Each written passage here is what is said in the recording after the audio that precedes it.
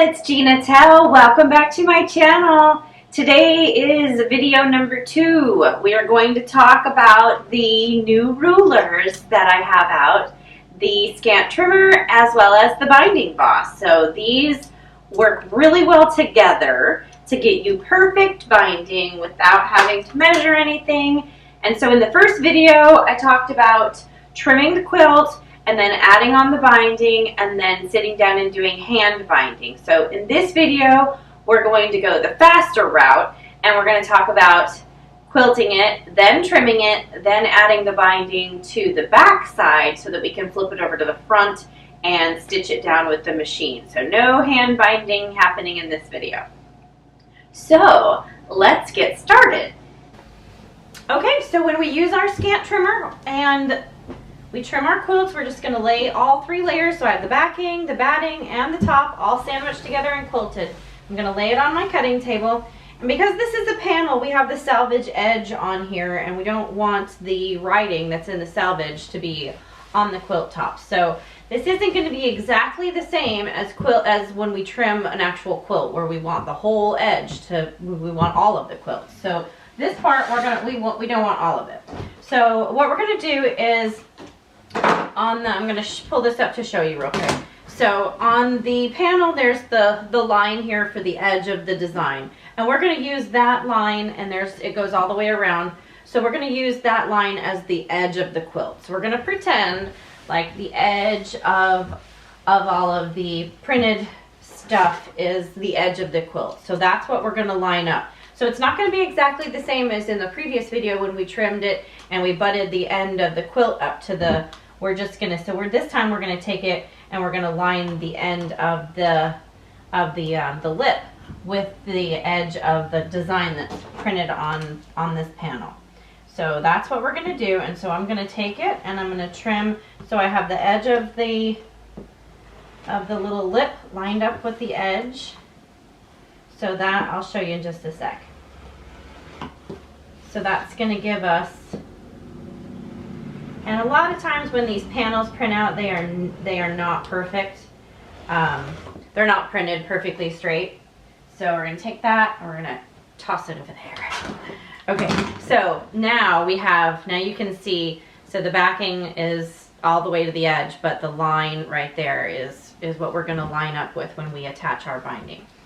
So now we're going to do the same thing over here on the top. And we're going to line up the corner here so we know that it's straight. And see, if you see the straight, it's not straight with the line that's on that panel. And this actually kind of goes, I'm going to take a pause and explain something. This kind of actually goes along with, I've had a number of questions from people asking me, what happens when my quilt's not perfectly square? Can I still use the ruler? And the answer is absolutely yes.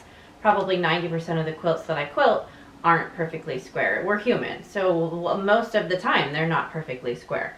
And that's why I started using this, is because that's one of the reasons why when I put it down, I kind of pull it a little bit, and then it'll pull your edge straight, and you can trim it that way. So you can absolutely still use this if the edges are not exactly straight. And I'll show you some little tricks that you can use when your edges are a little bit wonky. And if you actually quilt a quilt that is really not square, let's say you're a beginner and you know it's not square, and you send it to the long arm quilter and it's really not square, that's okay. You can still just trim around your edges that aren't square, and you can bind it and you can wash it, and chances are nobody's ever going to know that it wasn't square.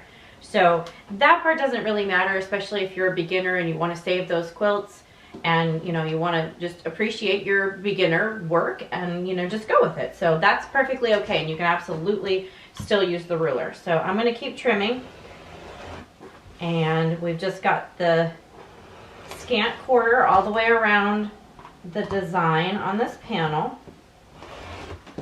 And while we're talking about not being square, I'm sure this one is not going to be totally square.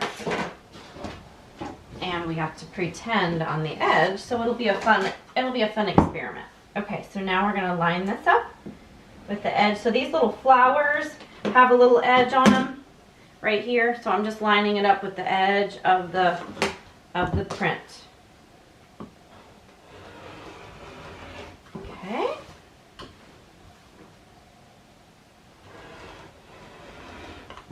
Same thing. Toss that over there. All right, now the bottom part of this does not really have any distinguishing lines. So what we're going to do is we're going to line it up down here. We're going to make sure that we have the Riley Blake stuff cut out, and we're just going to go with it. So if just a little tiny bit of the Riley Blake stuff is showing, that'll be covered up with our binding. And then I'm just going to make sure that my edge over here is square. Okay, so now you can see right here there's just a smidge of the selvage there, and we're going to cover that up. So that part we just kind of cut, we just eyeballed that cut. So now it is ready to add our binding. And so when we do our binding, we do it just a little bit differently when we're going to attach it with the machine and not hand bind. So I'll explain that right now.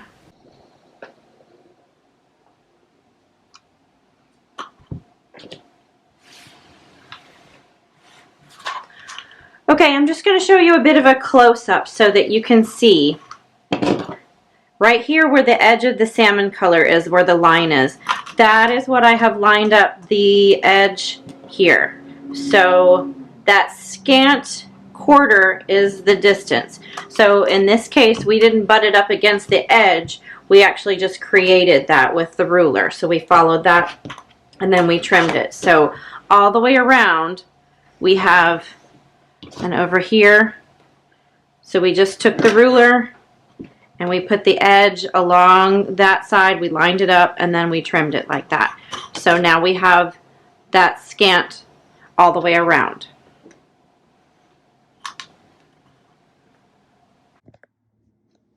Okay, so we're at the Juki now, and now we're going to talk about when you're doing machine binding, we do it the opposite way. So when I hand bind, I attach it to the front and then I hand bind it to the back. I do the opposite when I do machine. So when I'm going to do the machine binding, I'm going to take the binding strip and I'm going to attach it to the back side of the quilt. And then it's going to be folded over to the front side of the quilt. And so I brought the scant trimmer over here just so I can show you so you can get a visual. So the scant amount we're leaving. We're going to leave that amount right there as we're attaching the binding. So you can take a friction pen and you can draw a line if you need one to follow, or you can take your binding strip and you can just attach it, and you can use Wonder Clips, or you can put a couple of pins. I usually put the pins this direction if I'm going to pin anything. That way you can leave that scant quarter, because the reason that we're doing that is because when we trimmed it, we left that amount there on the front. So we want to be able to, this part where my fingernail is, we want that to fill up the binding when we fold it over. So if we stitch it down here, I'm going to do a little spot to show you. Okay, so when we attach it, we're going to do the same as we did before. We're going to leave about 9 or 10 inches of a tail that way, and then we're going to take our machine and we're going to stitch down on the back side like this. I have my stitch length about a 3. If I do any less than that, I just kind of feel like it pulls a little bit, and so that's what I like to do with the 3. So I just like to eyeball it. You can also use the plate on your machine so that you can keep your, I use the 10 on my machine, just keep the edge of the quilt lined up with that, and then your strip in just a little ways.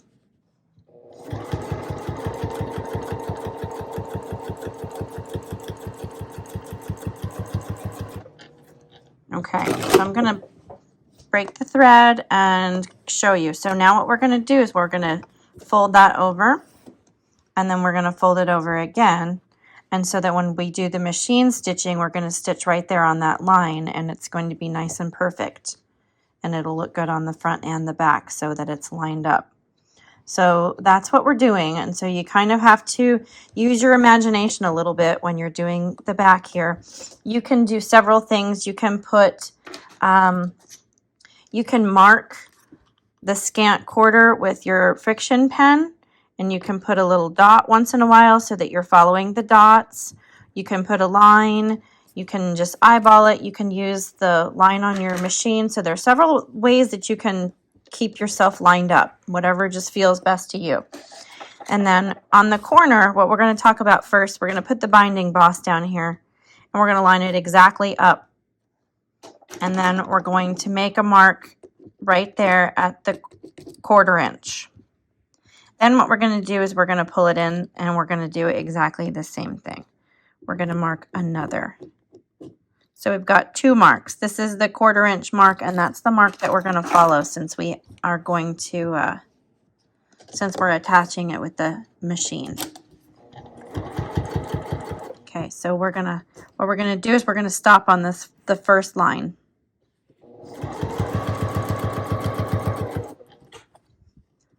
I used this binding and pulled it out, and so it's got some string, some thread on it, listen to me. Okay, we're gonna stop right there on that first line, and then we're gonna pivot, and then we're gonna sew out to the corner. And then we're gonna go back, cut the thread. So now what we're going to do is we're going to fold it over like that. And then we're going to fold it over again.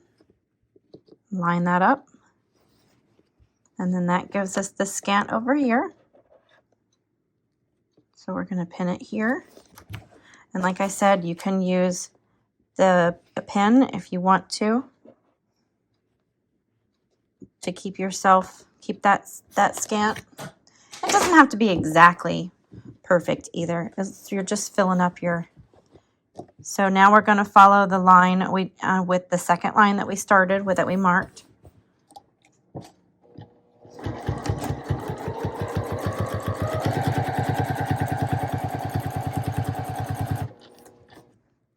All right, we're going to take a little peek. We're going to take that pin out. And look at that. Looks great. Okay. We're going to keep going. So we're just going to leave that scant. We're going to line it. It's lined up. See how it's lined up with my little 10 right there?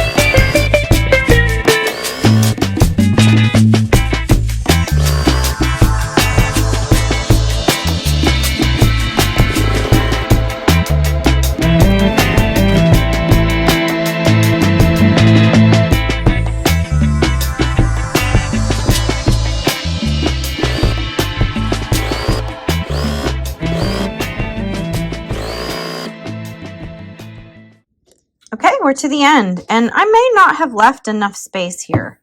So what I'm going to do is just take my seam ripper. This is the clover one. This is my very favorite one, and I just push until it opens it up a little bit. And I also want to mention that there's the seam. And sometimes this happens on the corners, and it's a real bummer because it does kind of mess up your corners a little bit. But so now we have a seam, and we don't really want to have a seam and then another seam a couple of inches away, or I don't.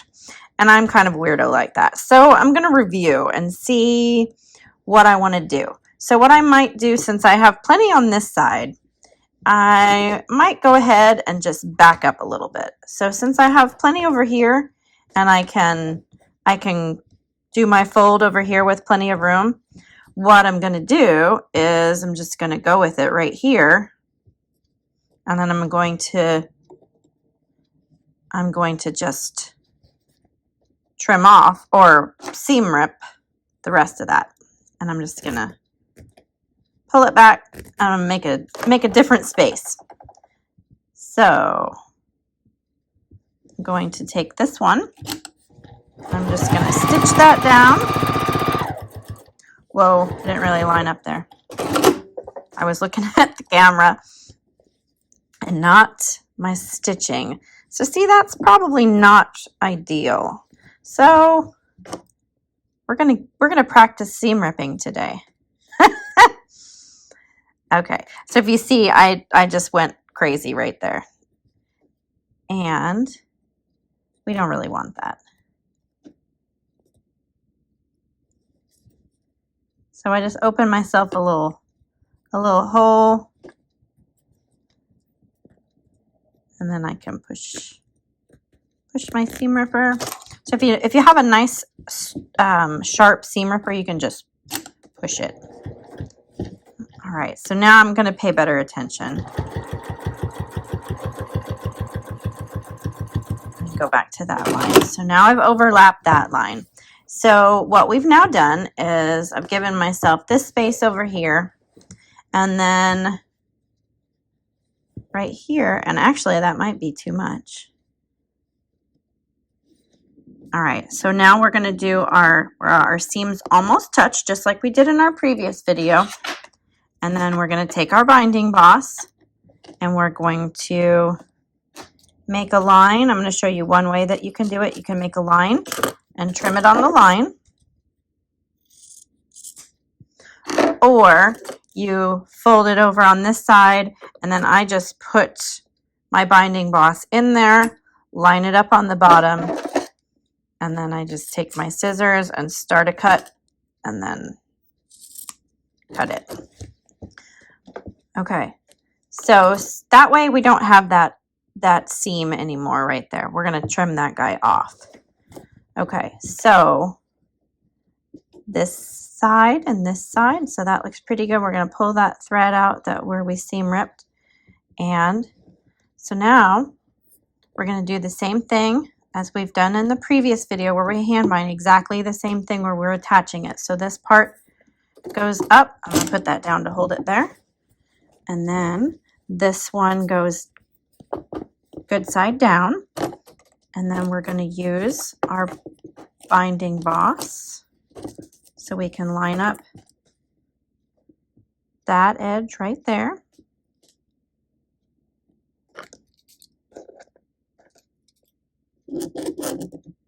And draw our line. And that is the line that we are going to follow. So we put this, let's fold it over a little more. Okay, so good side facing up, good side facing down. And get that lined up. And you can pin it, but I don't. I just push it right up to the machine.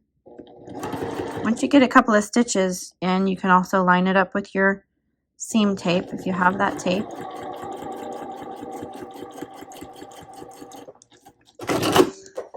And then we pull it.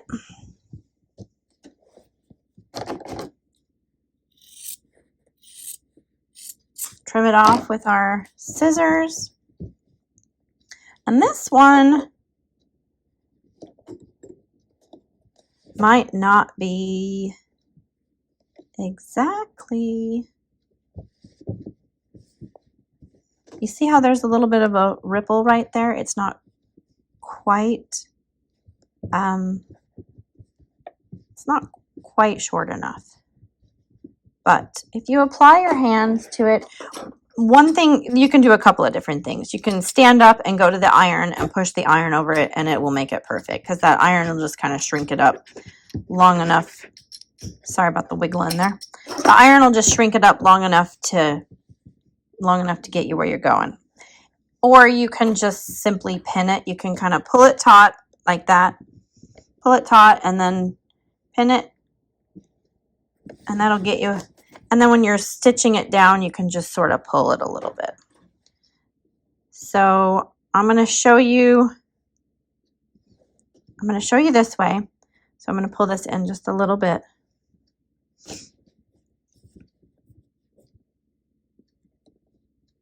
So you can do all the pins like I showed in the previous video, and that'll get your, and just kind of like I said, pull it taut, and then you can get your pin in there. And I do usually drive over the pins when it's like this. However, I'm going to show you with the iron what you can also do. And I do this all the time when I'm piecing or doing all kinds of stuff. So I'm going to turn the iron on and I'm going to show you that part. Okay, so I've stepped away from the machine and I'm over at the ironing board, and this is what I'm going to show you. So the last time I showed you when you stitch down and when it pulls, it can sometimes make a ripple like that. And then when it folds over, if you have a ripple like that and it folds over, it'll make a little pinch. And you don't want that. So I lost my pin. Where did it go? There it is. Okay, so and this distance right here is more than a scant. So we want to make sure that we pull that in a little bit when we do it. But what I'm showing you here, so I've got my iron, and if there is a little bit of a ripple right there, you can take your iron. I have this great steam iron.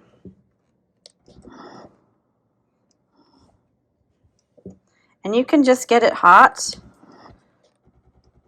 for a second, and it'll soak up all that ripple just so that you can get it attached. So see how nice and flat it is now? Back to the machine.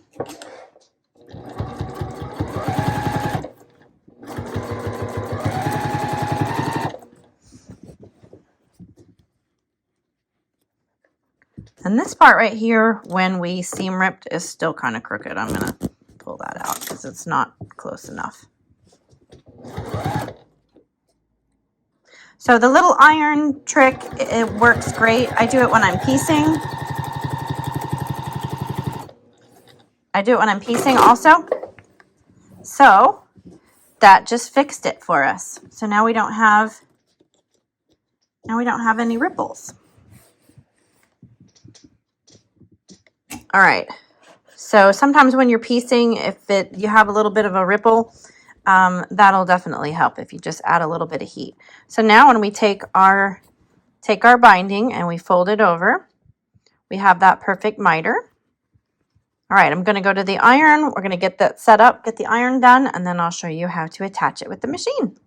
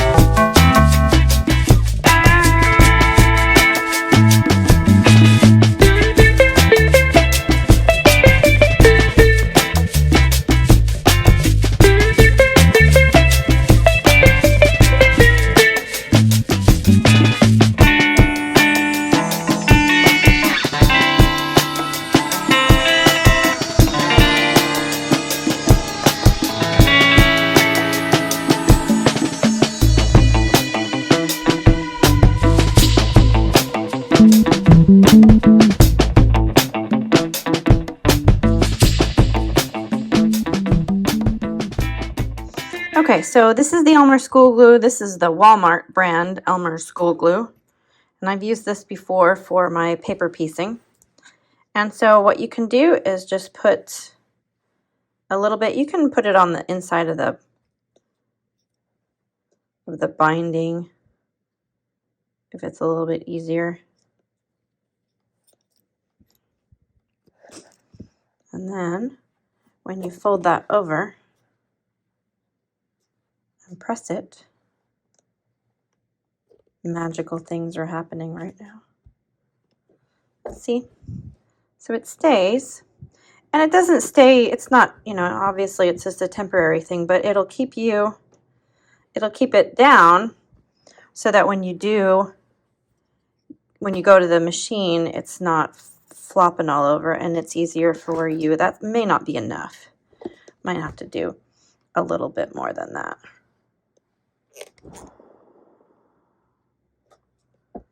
It worked.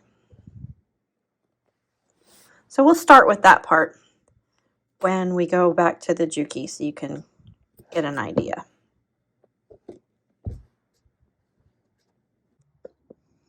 Okay, so you can see that the binding that we attached with the Elmer School Glue is still nice. So we are going to use that to start with. So you can also use the binding clips, the Wonder clips rather, and you can clip those.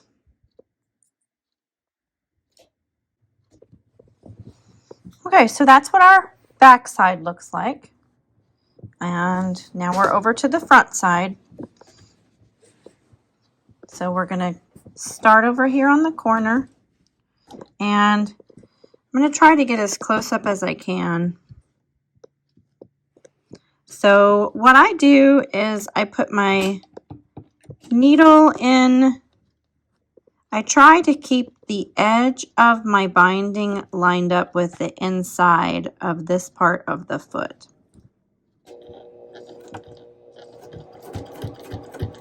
I still have it on a stitch length of a 3. You can change it if you'd rather. I might do like 2.8. So I just go little bits at a time when I do machine binding.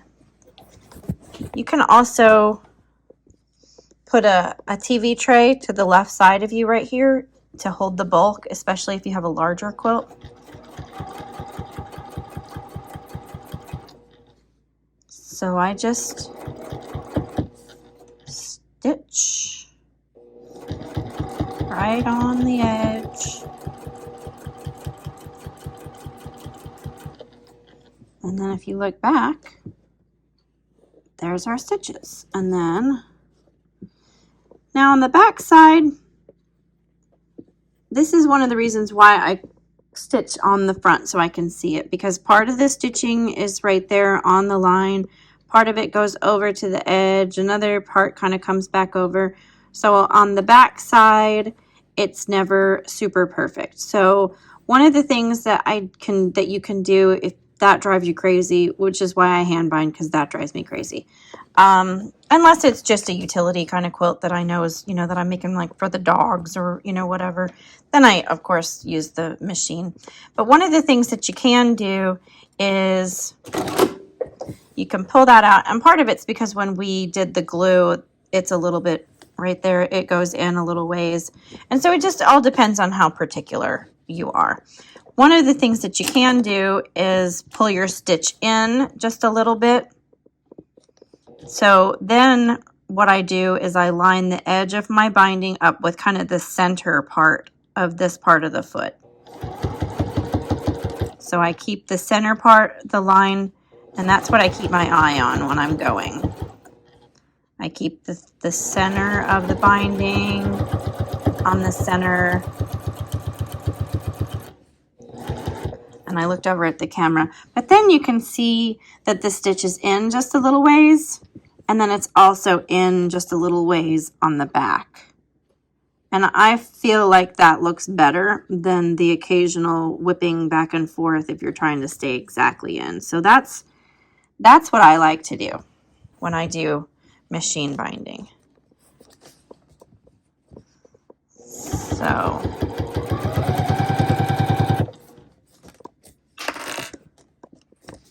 and so then I just, when I don't use the glue, I just kind of use my fingernails, pull it in. And when I get here, so we put this side down first and then this side in. So you can do it either way. You can go this way and then you can switch it to go that way. So it really doesn't matter which way you go. But what I do is I usually just get my miter the way I want it. And then when I get to it, you can also pin if you don't want to do the wonder clips and pull them out.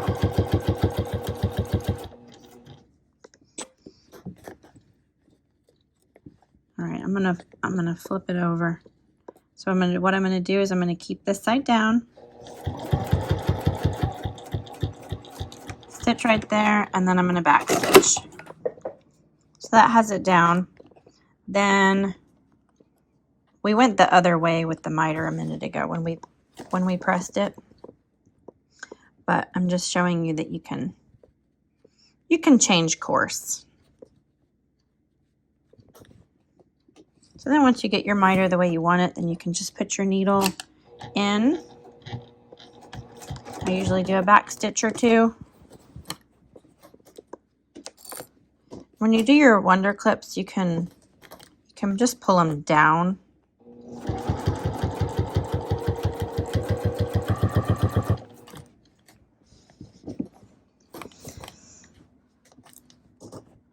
Like pull that one down, pull that one down.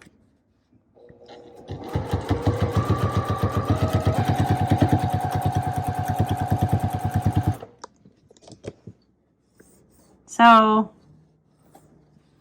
there we have our corner, our miter corner. We just need to trim off our loose threads.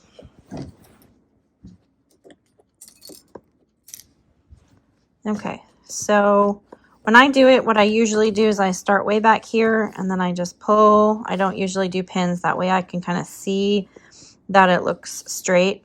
I don't usually do clips or pins.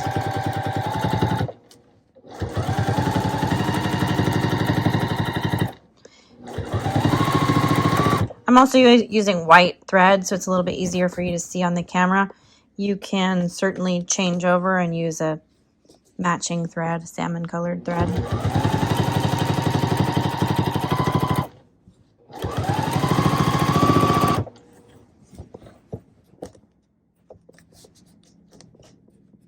So I much prefer hand binding. I know that machine binding is faster, but I just prefer hand binding. Unless I'm in a huge hurry.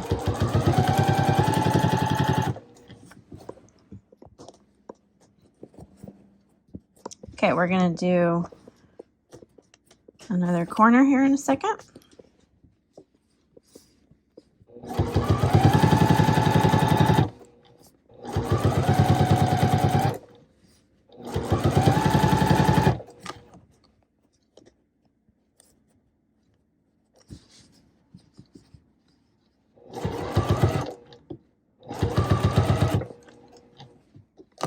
It's pulling.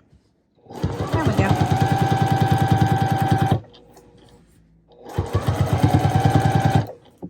And you can definitely use a walking foot for this part too.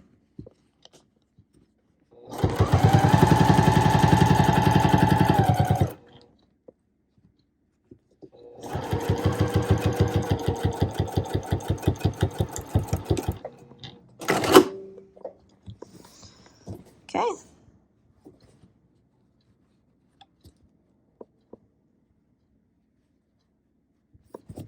And you can do your miter, stitch stick it back under the machine.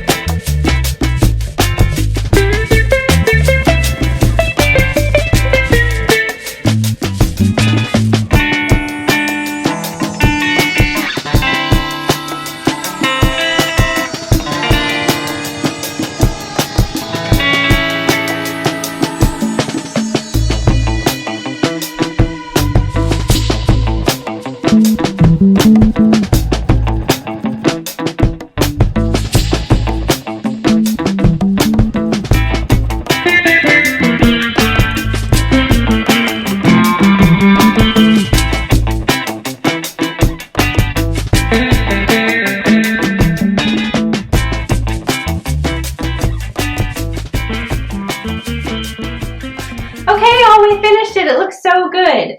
So I'm really excited for you to try to use the machine binding with the new ruler combo that I have. The scant trimmer and the binding boss, they are great to do hand binding. They're great to do machine binding. And so I encourage you to try both. And even if one frustrates you, try them both. Keep trying them. Sometimes you like them better one day if you're just in a better mood, that kind of thing. So I'm super glad that you stopped in to watch this video. Make sure you check out the other one if you have not seen that. I'm also working on the hand binding video, and we're going to do a couple of other binding videos as well. So I would love for you to subscribe so you can catch those in the future. Thanks a lot. Have a fantastic day.